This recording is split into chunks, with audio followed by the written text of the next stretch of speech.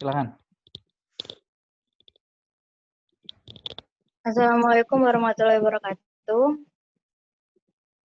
Waalaikumsalam warahmatullahi wabarakatuh. Jadi di sini kami akan mempresentasikan hasil pemikiran dan pemahaman kami tentang fikih tasawuf dari kelompok 3. Sebelumnya terima kasih kepada Ustadz Zul dan Miss Ana yang telah bersedia menyaksikan presentasi kami. Baiklah, langsung saja.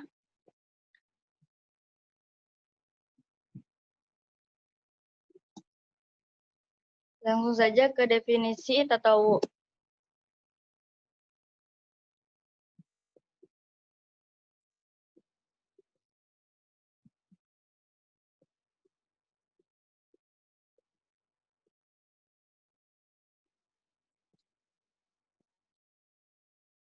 Screen-nya sih. Pertama, definisi tasawuf. Tasawuf adalah mengerjakan segala ketaatan bersifat sunnah. Jadi maksudnya itu kita konsisten dan taat dalam mengerjakan sifat-sifat sunnah. Lalu yang kedua, dahsyatnya amalan tasawuf. Apabila kita mengerjakan amalan-amalan dan ibadah tasawuf, maka Allah akan mencintai kita dan kita meraih cinta Allah. Karena Allah itu mencintai orang-orang yang mengerjakan amalan-amalan sunnah. Selanjutnya, fungsi tasawuf. Tasawuf itu untuk menyempurnakan kekurangan-kekurangan yang terjadi pada sholat fardu. Apabila kita ada melakukan kekurangan dalam sholat fardu, amalan tasawuf tersebutlah yang akan menutupi kekurangan-kekurangan tersebut. Hal itu berdasarkan sabda Rasulullah. Selanjutnya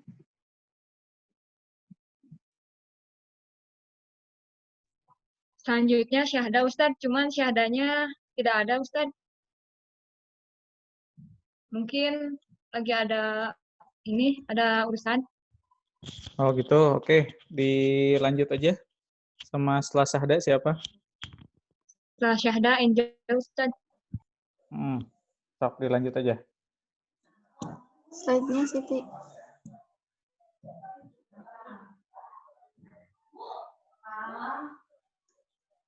Siti slide-nya. Assalamualaikum. Itu syahada Ustaz.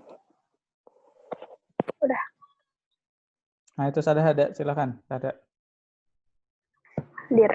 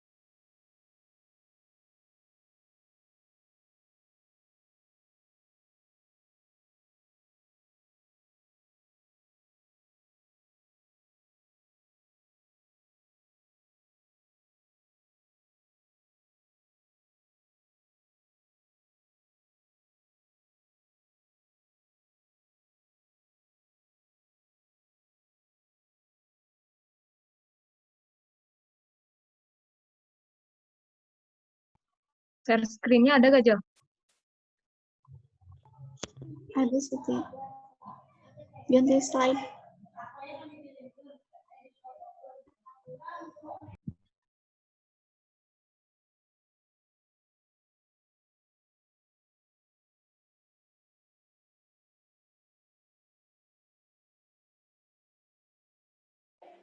Syahadanya live Ustaz.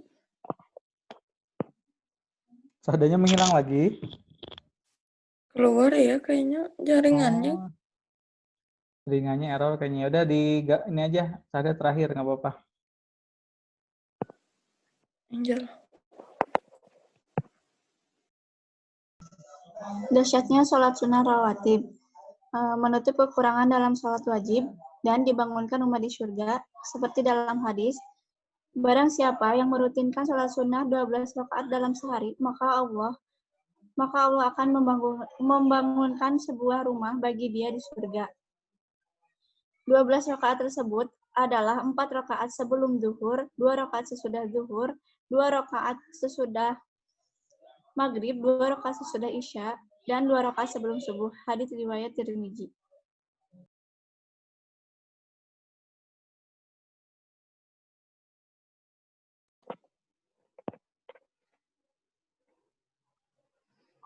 Nah, Selanjutnya oleh fungsi tatawu itu yang pertama, sholat tatawu itu dapat menyempurnakan sholat fardu dan menutupi kekurangannya. Berdasarkan hadis Tamim Ad-Dori, yang pertama kali dihisab pas hari kiamat itu adalah sholatnya. Nah, jika sholatnya sempurna, maka akan dijadikan pahala. Jika sholatnya tidak sempurna, Allah berfirman, apakah hambaku mempunyai sholat tatawu? Nah, jika hambaku mempunyai sholat tatawu, maka sempurnakanlah sholat fardunya. Jadi, kalau kita sholat fardunya menurut kita belum sempurna, pas sujudnya atau pas rukunya, ya lebih baik kita banyakin sholat tatawu. Nah, terus yang kedua ada mengangkat derajat seseorang dan menghapus kesalahannya. Nah, hadis ini berdasarkan dari Sauban, yaitu Sauban itu budaknya Ustaz, Rasulullah. Mantan budaknya Rasulullah. Nah, hendaknya engkau banyak bersujud. Sesungguhnya tidaklah engkau bersujud kepada Allah, maka Allah akan meninggikan derajat kamu satu dan menghapuskan satu kesalahanmu. Terus yang ketiga, memperbanyak sholat tatawu merupakan sebesar-besarnya masuknya seseorang ke dalam surga. Udah. Oke, itu Syahda udah ada. Silakan lanjut ke Syahda.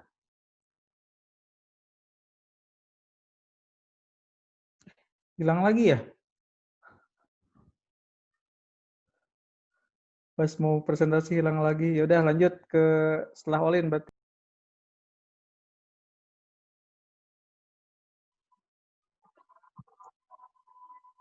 Nah, untuk contoh kasus yang pertama, Ahmad tidak sempat untuk mengerjakan sholat sunnah qobliyah subuh. Bolehkah Ahmad mengerjakan setelah sholat subuh selesai? Jawabannya boleh. Berdasarkan hadis dari Abu Hurairah radhiyallahu an, Rasulullah shallallahu alaihi wasallam bersabda, barang siapa belum melaksanakan sholat sunnah fajar, maka hendaklah ia melaksanakannya setelah terbitnya matahari. Hadis riwayat Tirmidzi. Sholat sunnah subuh atau disebut juga sholat sunnah fajar merupakan salah satu sholat sunnah yang sangat dianjurkan dan sangat ditekankan oleh Rasulullah SAW. Sebagaimana disebutkan dalam hadis, Raka'atal fajri khairum minad dunya wa ma fiha. Dua rakaat sholat fajar lebih baik daripada dunia dan seisinya. Hadis riwayat Muslim. Nah, hadis tersebut menunjukkan betapa pentingnya dan betapa utamanya sholat sunnah fajar. Maka merugilah orang-orang yang memiliki kesempatan untuk melakukannya, tetapi dia tidak memanfaatkan kesempatan tersebut. Nah, selanjutnya contoh kasus yang kedua. Maaf terpotong, Siti itu tidak terlihat ininya, PowerPoint-nya. Masih di halaman pertama.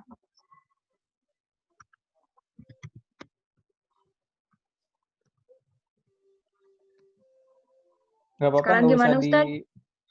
Masih belum. Nggak usah di ini aja, tidak usah Belum. slideshow aja, langsung tampilan biasa aja nggak apa-apa. Nah, gitu aja. Nah, gitu, sip.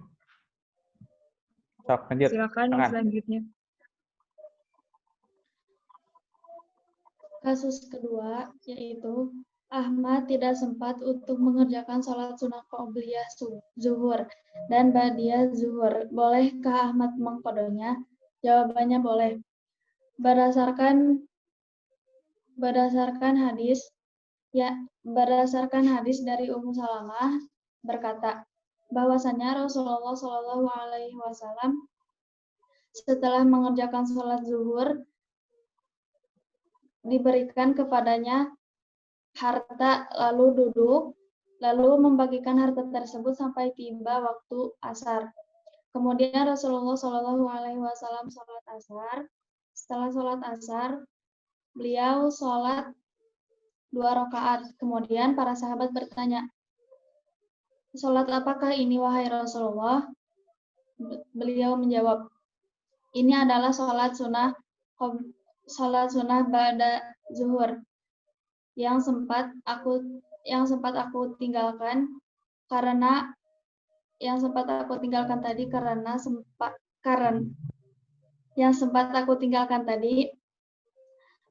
disibukkan dengan pembagian harta. Maka aku tidak mau meninggalkan sholat sunnah ba'da zuhur. Hadis riwayat Bukhari.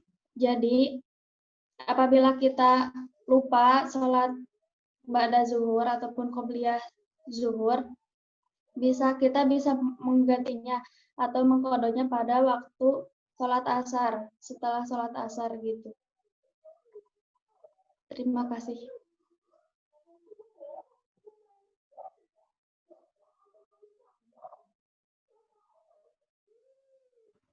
Oke, ada yang belum? Syahda itu yang muncul. Syahda sudah bisa connect? Sudah, Ustaz. Oh, alhamdulillah. Silakan, Syahda. Yang slide-nya. Nah, dahsyatnya kan atau dari pembagian ta'awuf?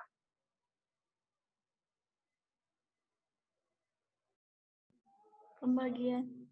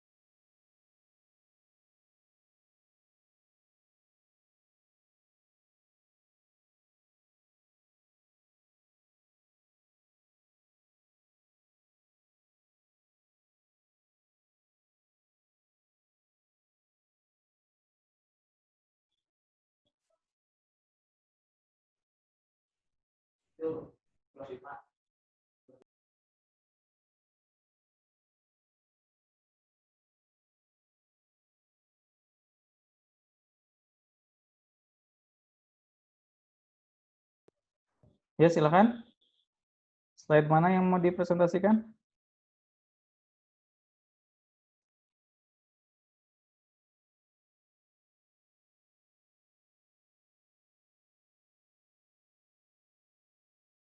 Syahdanya hilang lagi. Hilang lagi ya Syahadanya. Selain Syahda, ada lagi yang belum presentasi? Sudah, Ustaz. Oh, udah ya? Alhamdulillah. Ayo Syahda, dipersiapkan Ruqyah ininya, Ya. materinya. Nah, pembagian ta'awuf itu ada 2. Ada mutlak sama muqayyad.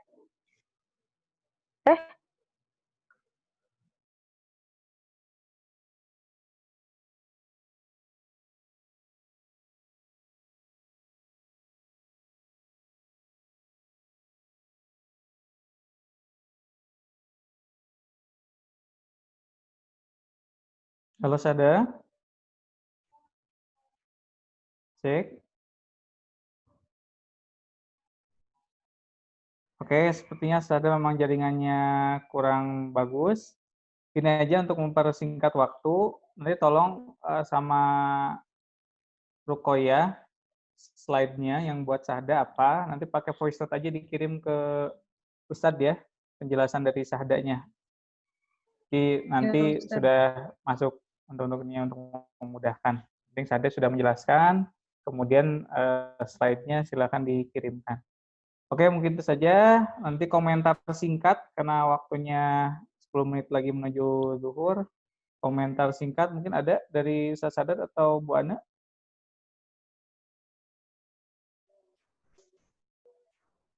Dari Pak Syadat aja. Silakan Bu Ana.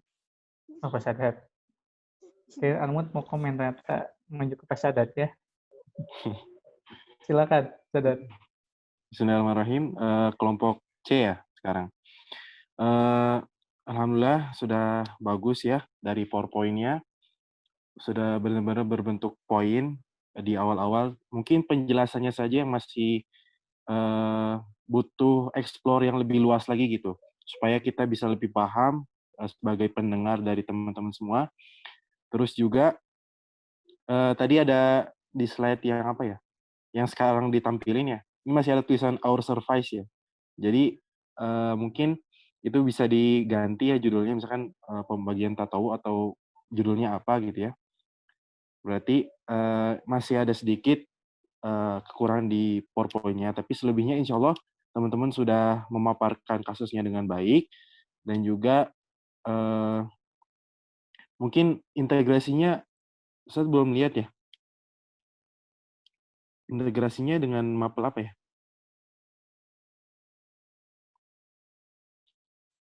Boleh bantu jawab?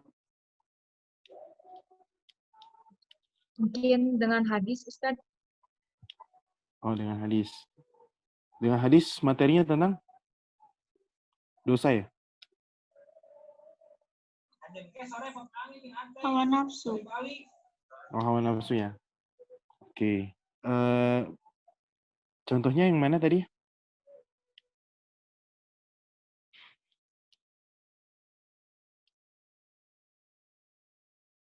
Yang terakhir, boleh lihat slide-nya itu. Yang studi kasus.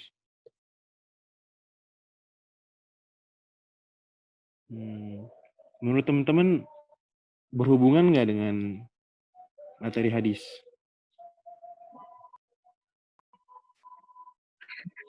Enggak. Enggak, tadi. Oh, enggak ya? Oke, itu saja ya teman-teman.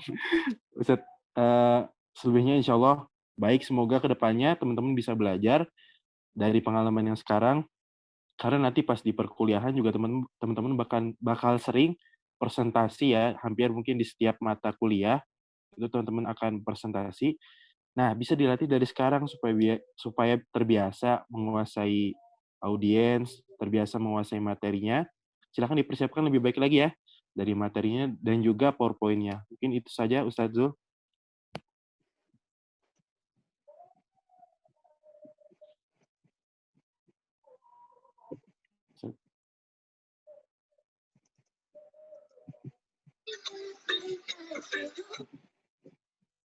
Ustadz Zul.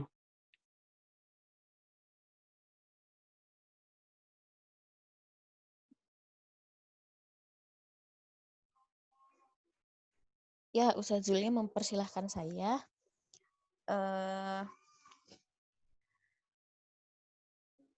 Kalau dari Ibu ya, Ibu paling suka dengan PowerPoint kalian, bukan karena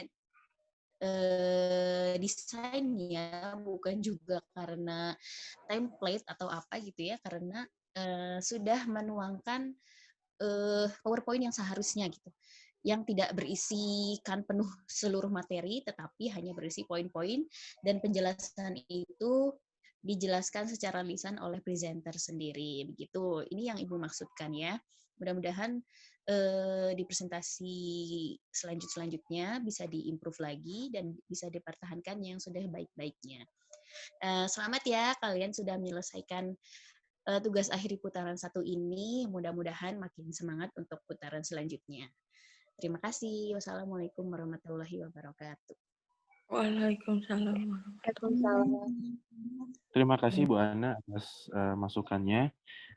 Baik teman-teman semua, terima kasih sudah berjuang dengan baik untuk mengerjakan tugas akhir ini. Semoga kedepannya lebih baik dan karena waktunya sudah habis ya, mari kita tutup dengan baca hamdalah dan doa kifaratul majelis. Alhamdulillahirabbil alamin.